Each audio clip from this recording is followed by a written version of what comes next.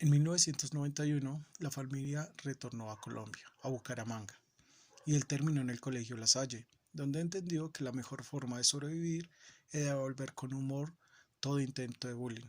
Sigue siendo su condición natural, además de argumentador absoluto. Quizá por herencia, lo suyo eran los juegos electrónicos, pero también obtuvo el ICFES más alto del colegio.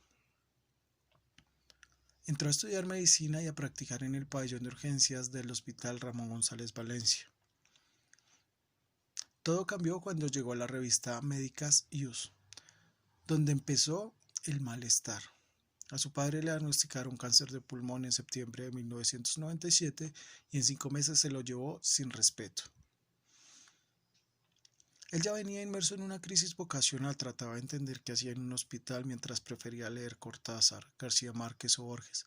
A mediados de 2000 le soltó a su madre Ofelia su diagnóstico. Ella le contestó: estudia otra cosa un semestre y si no se convence, vuelva. Mientras él se rebanaba los sesos pensando en antropología o sociología, ella le dio la solución: estudie comunicación social en la Javeriana. Así lo hizo. Se pensó periodista judicial y su tesis fue la injusticia con un hombre condenado a prisión por un crimen que no cometió, llamado Gustavo Sastoque. Pero en 2004 llegó al Espectador y asumió que lo suyo era lo distinto, era sacar a flote la controversia ambiental. Mientras la visión científica, la educación o el reto de la salud más allá del negocio, una visión que pronto encontró aliados en las nuevas generaciones y que en 2008 lo volvió uno de los editores del periódico y también eje de la transición hacia los nuevos lenguajes. La primera vez que Linas visitó el Cabo fue en 1962.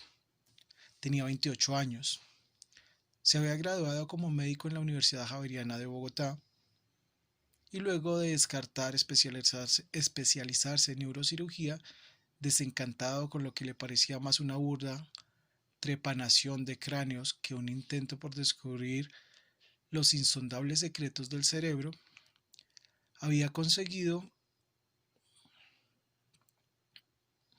una vacante en un grupo del neurocientífico Carlo Terzulo en la Universidad de Minnesota en Minneapolis. Terzulo era un pionero en grabaciones intracelulares, una técnica que abría nuevos caminos en la comprensión del cerebro y que consistía en utilizar diminutos electrodos hechos de un tubo de vidrio mucho más delgados que un cabello para emplazarlos dentro de la célula sin dañarla y registrar los voltajes neuronales.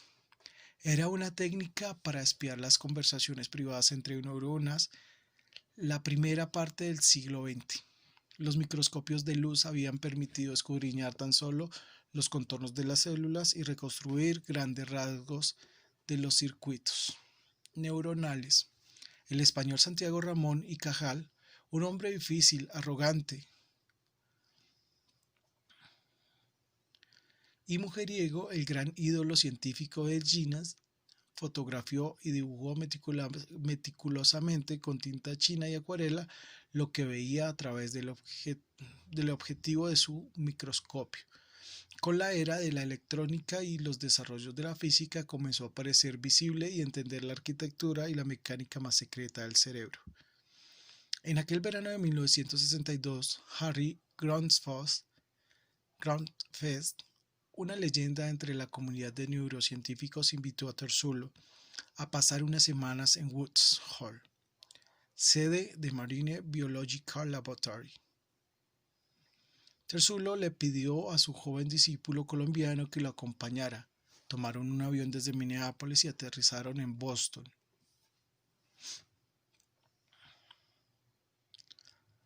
Desde allí viajaron en carro un par de horas hasta la bahía de Woods Hole. Ginas jamás olvidó ese viaje, la alucinante sensación que se produjo tras mi primera visita al Marine Biological Laboratory me ha acompañado desde entonces. Estas son las dos partes de la lectura que yo seleccioné porque considero que allí se está haciendo la pregunta más difícil. Una es: ¿qué debo estudiar? ¿Si debo continuar o no debo hacerlo? Y gracias a esa buena decisión que su madre le ayudó a tomar, pues logra compaginar sus dos, sus dos carreras, por llamarlo así, también sus dos pasiones. Y la segunda es que por medio de eso mismo logró entender una experiencia maravillosa y logró ir más allá de lo que la medicina tradicional podía ofrecerle.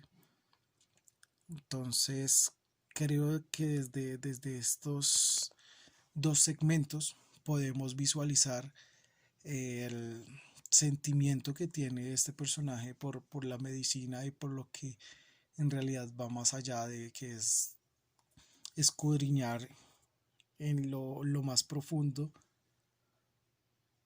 de, de la medicina y sobre todo de la neurocirugía, de la neurociencia. Creo que es importante estos segmentos. Gracias.